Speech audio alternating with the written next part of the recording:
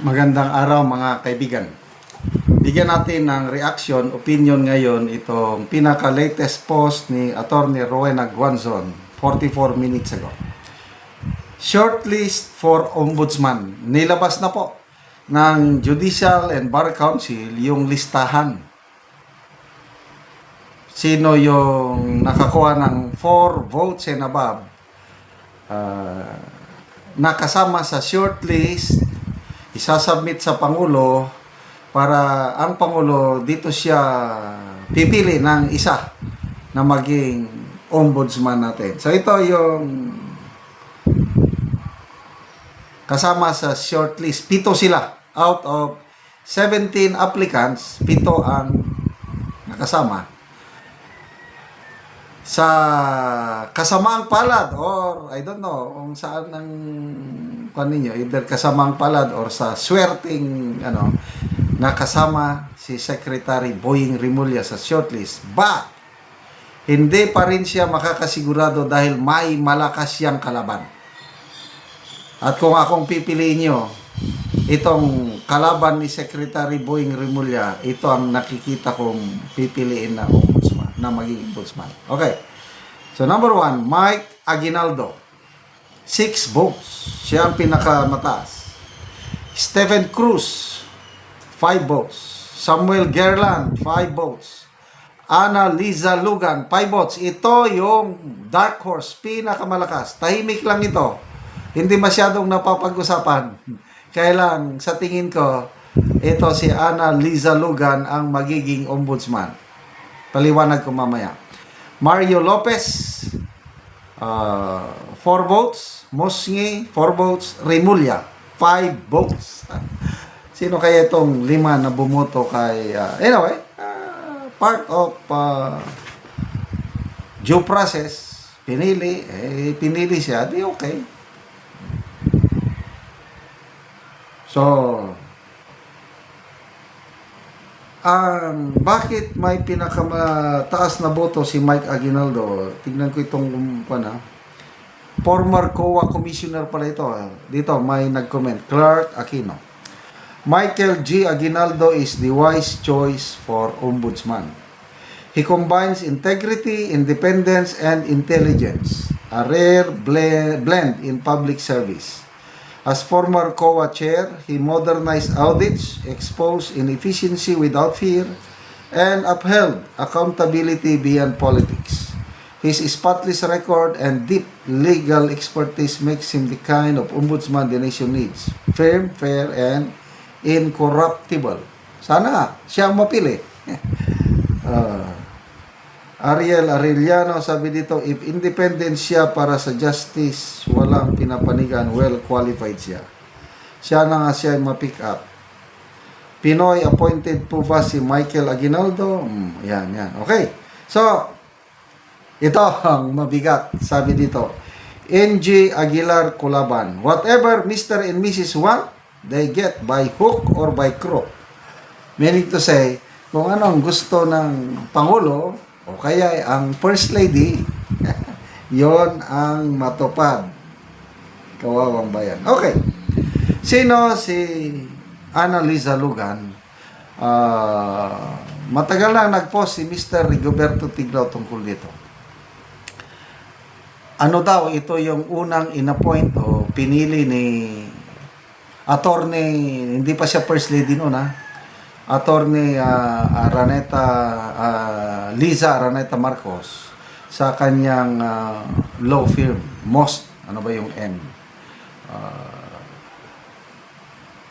Basta pangalan ng mga ito.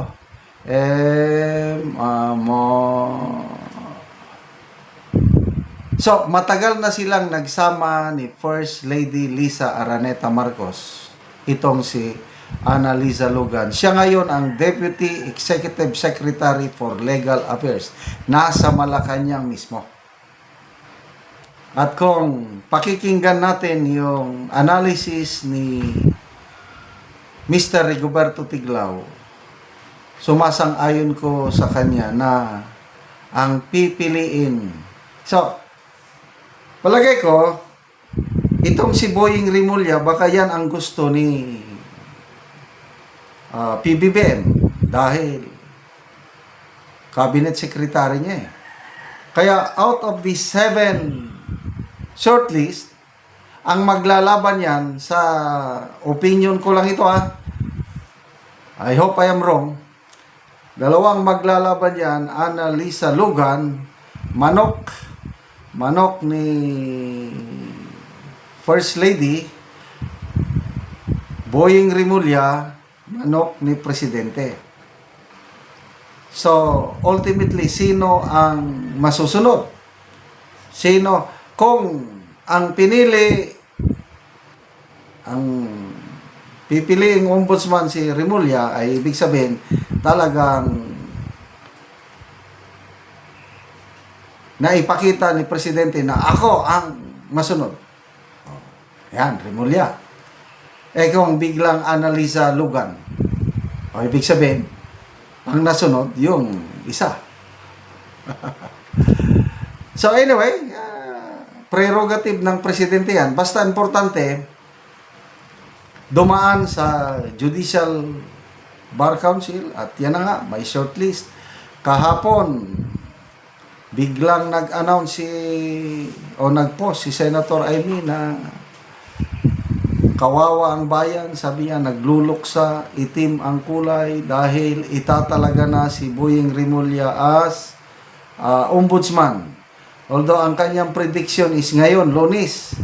So siguro, kung hindi man ngayong Lunes, within this week.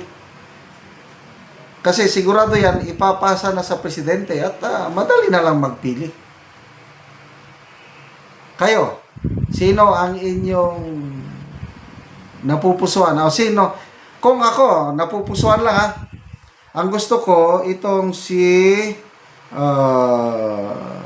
Samuel Gerland. Yung active ngayon, yung current, hindi pa siya retired na Supreme Court Justice. Nakakuha siya ng 5 votes. Yun ang aking manok. Kaya lang, pagdating na sa ganitong appointment, wala na yung nasa gusto ng Pangulo na lang yun.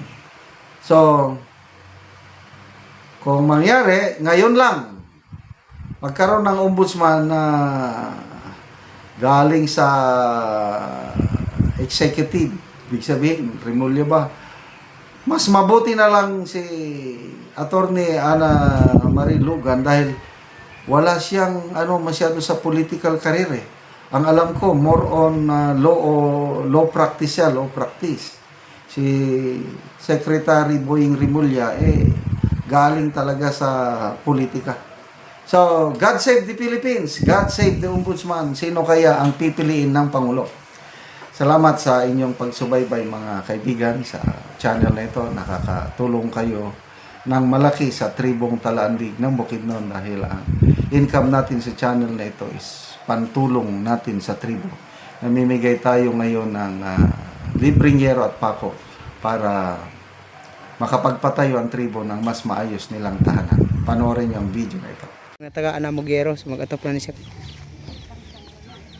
Patuloy ko na eh.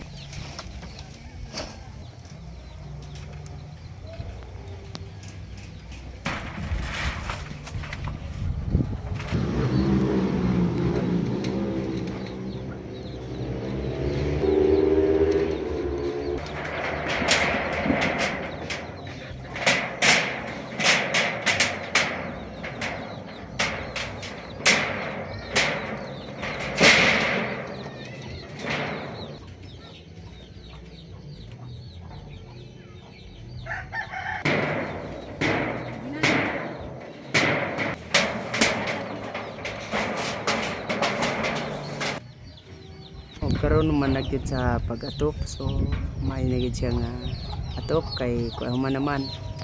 Salamat sa Ginoo og sa nagtabang nga sen. Dagan jud kayo salamat. Dili na ko maulanan kay nakahuman ako og atop. So pila da imong anak? 2 ka buok. Tanan na naga-eskwela. Tanan naga-eskwela. Oo, so pila na da imong edad? 30. 30 na ka. So kuan gyud. Unsa da inyong panginabuhian, inyong trabaho? Sa imong bana. Ang trabaho sa akong bana magtanom og mais o mag-garden sa carrots. Ora. Lagi ba? Kay ang pag-garden kuan mangyapon usahay bagsak ang presyo. Sa jud. Mm. Hinaot unta nga magpadayon ni nga tabang para daghan ang matabangan. So salamat kaayo. Salamat kaayo. So,